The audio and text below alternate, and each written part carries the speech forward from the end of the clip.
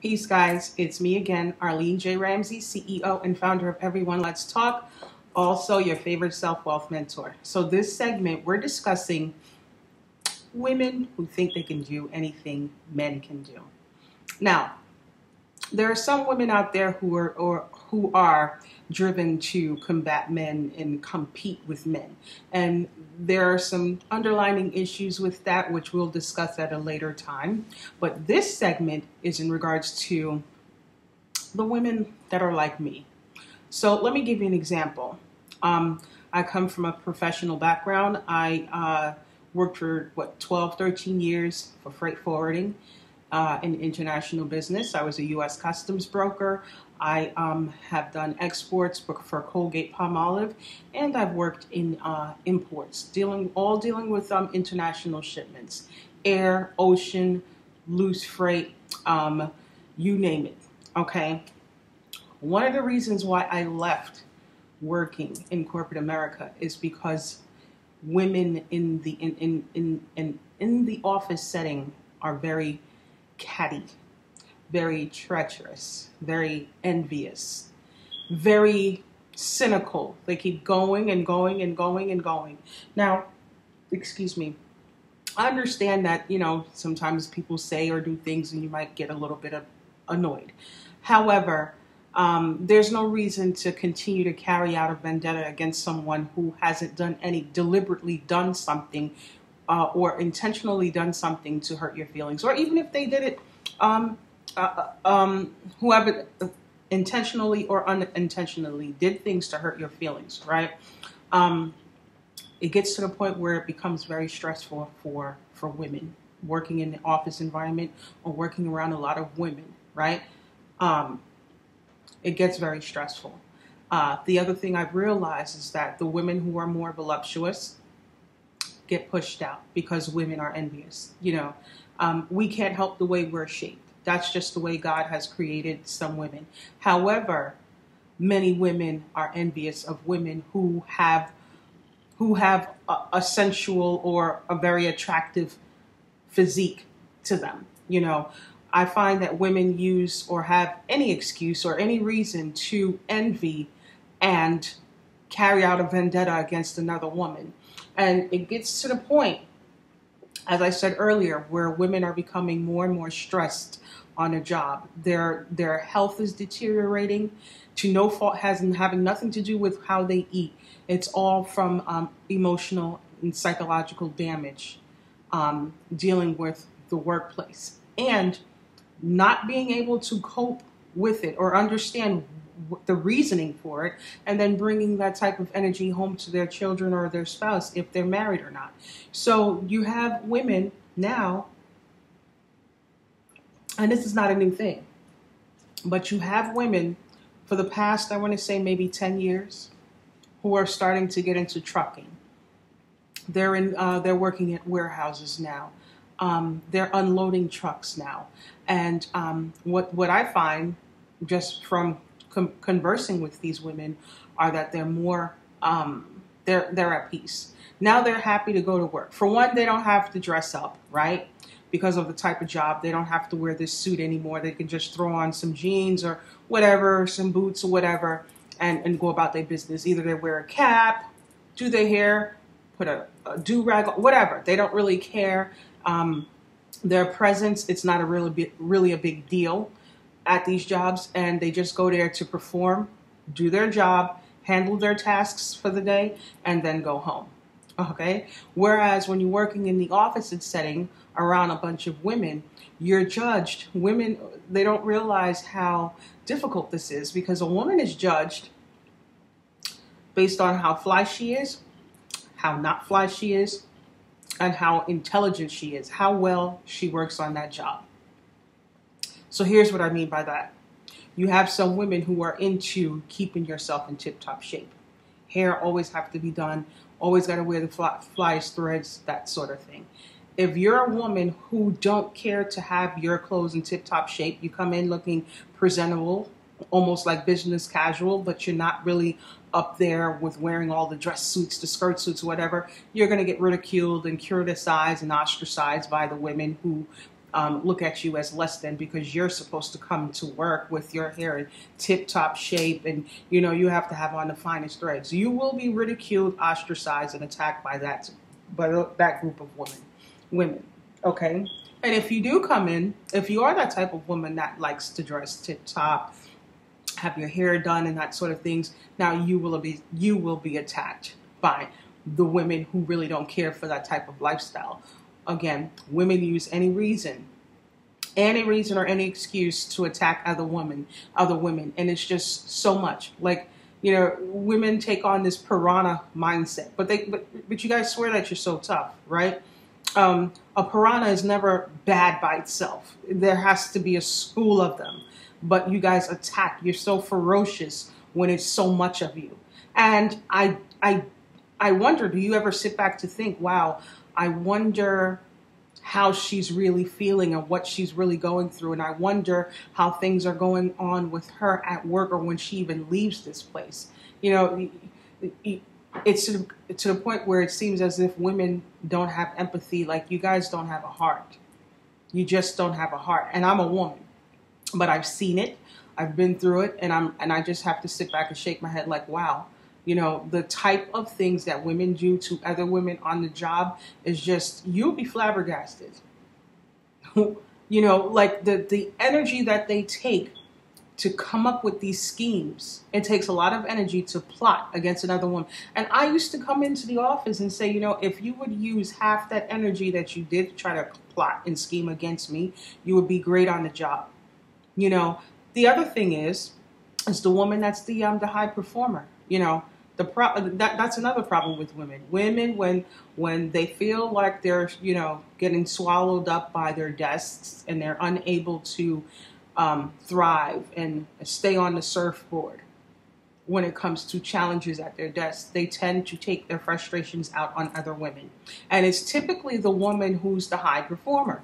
They don't take their frustrations out on other women who are barely holding on. It's the woman who's the high performer that's not paying attention to anything that you're doing. That woman is into her integrity. She's into her job. She's into being the best that she can be at the job for her own personal reasons. Okay. Too often that you guys don't realize that many of us, those of us who are high performers, all right, let me take myself for an example. I don't go on any job and be mediocre. Any place I'm at, I refuse to be mediocre. If I can't be my best at it, then I don't participate in it at all. Right? Now, here's why. I command respect. Okay? That means that I don't want to be labeled as a fuck up or actually be a fuck up on the job, because then how will I command or get respect from you? Now, in order for you to just respect me as a human being on the job, that is going to be a problem for me. So I tend to eliminate any outside reasons that reasons that people normally use to say that you're not a good employee. My other reason is that I'm always looking to escalate, get promoted, climb the ladder, get into leadership positions and solve bigger problems. And from my understanding, just my understanding, and I'm only one person. From my understanding, I don't see how I can get promoted to handle more lead positions and tougher challenges if I don't show and prove that I can handle the challenges that are at my desk without the help of supervisors or any type of management. I just don't see how I can do that. If I came in and I dropped the ball and I always have to get a manager or a supervisor involved to help me with what's going on with my client and my desk, they're not going to promote me to anything that's, above the level where I'm at. That is my understanding. And that is part of the reason why I am exceptional at what I do on the job.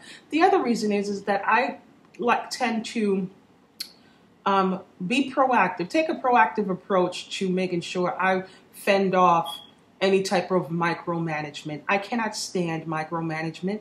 I cannot stand for management to be breathing over my neck, paying attention to what I'm doing. And, I understand that it's their position. And if you have an employee that is prone to making mistakes, especially if it's monetary mistakes where the company has to pay for it, yes, that's where management will step in, and they're going to tend to micromanage what you do because they want to make sure that you're not dropping the ball, and if you did, that they can catch it. Okay, I don't like that. You know, that's just me. My personal thing is I don't like that. Hence, I tend to handle my area in such a way where I prevent all of those things from happening. I just like to be in peace. I like to, you know, there's some things that it's going to take me a minute to get together. I'm not saying that I'm the quickest at solving a problem, especially when something is new to me. However, I like the peace and serenity of being left alone so that I can figure things out on my own and create my own little system. Once I create a system and I get a great understanding of what's going on here, then it starts rolling. It starts rolling like a train. That's like the CSX train. It starts rolling like the freight train. And that's where my confidence began. And I'm like, okay, yeah, I got it. Bring it on. Lay it on. Give me the files, give me the customers, whatever the case may be.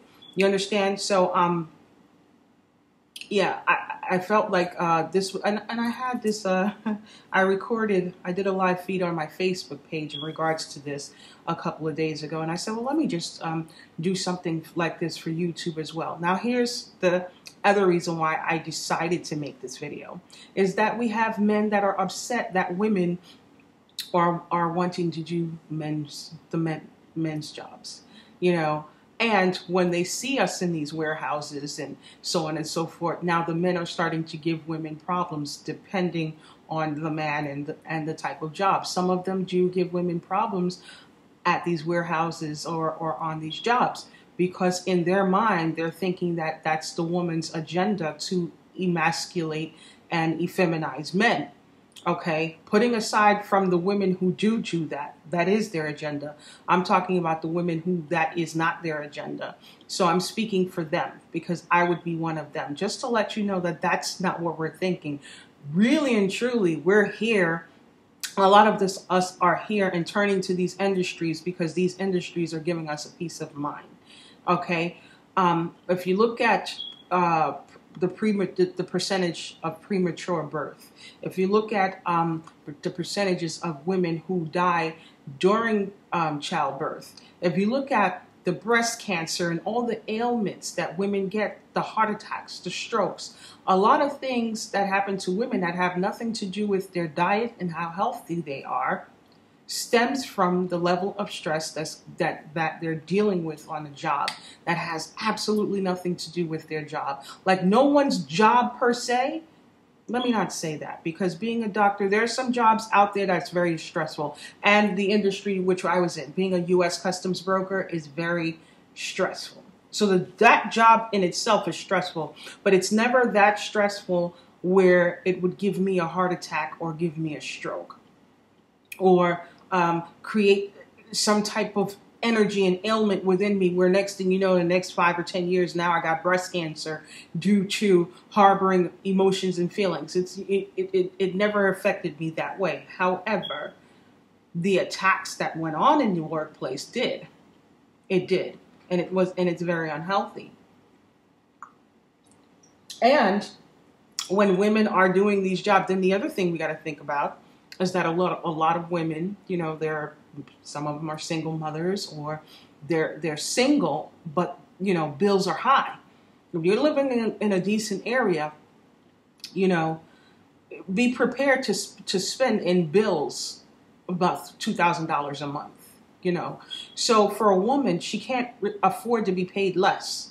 So that's the other reason why women are wanting to get paid the same dollar as the man, because she can't afford to pay to rent someplace, whether it's a mortgage for her house or just pay rent in a decent area and other bills off of the chump change that society thinks that women should be making. Especially when she's single, she can't afford that. And if she has children, she certainly can't afford that. The other thing is that when we go to the to get our car fixed, chances are the dealerships are going to try to beat us out of some money quicker than they do a man. Like if I brought my car to a dealership that that I don't have a good relationship with, or that wasn't relayed to me to someone else. Chances are he'll fix the one thing that I came in and then try to do something else to force me to come back to get the car fixed because they're looking to make money.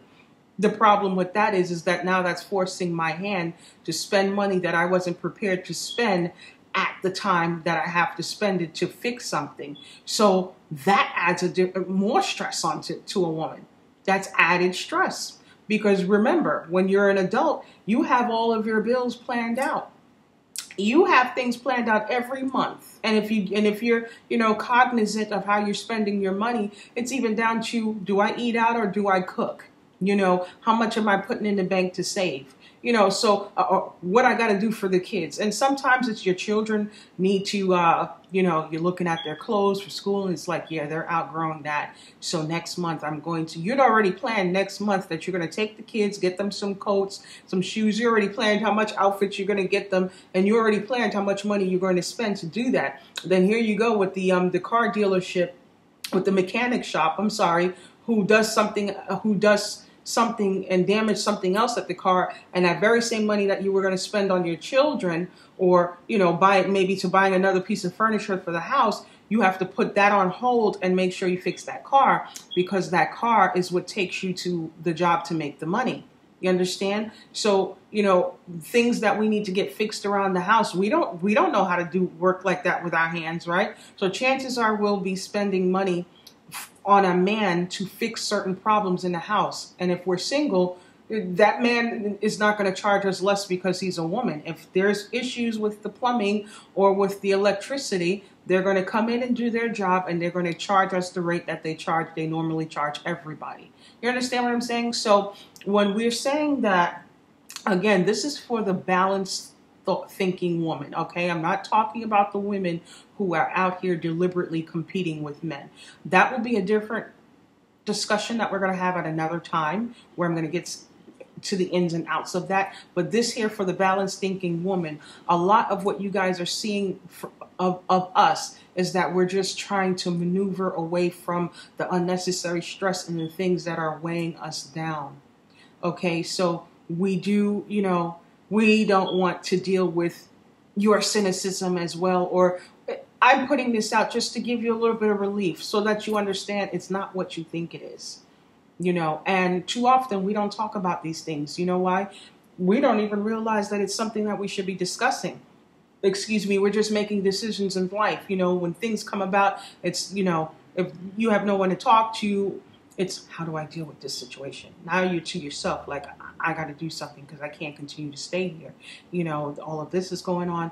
What kind of job can I get? How much money can I get from this job? I got this bill to pay.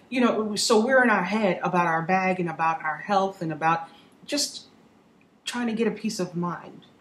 So we're making decisions based off of that, but we're not realizing that a narrative is created off of every decision that we make.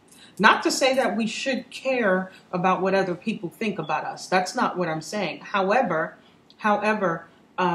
there are narratives that are created from someone's thought process of the movements by watching the movements of others.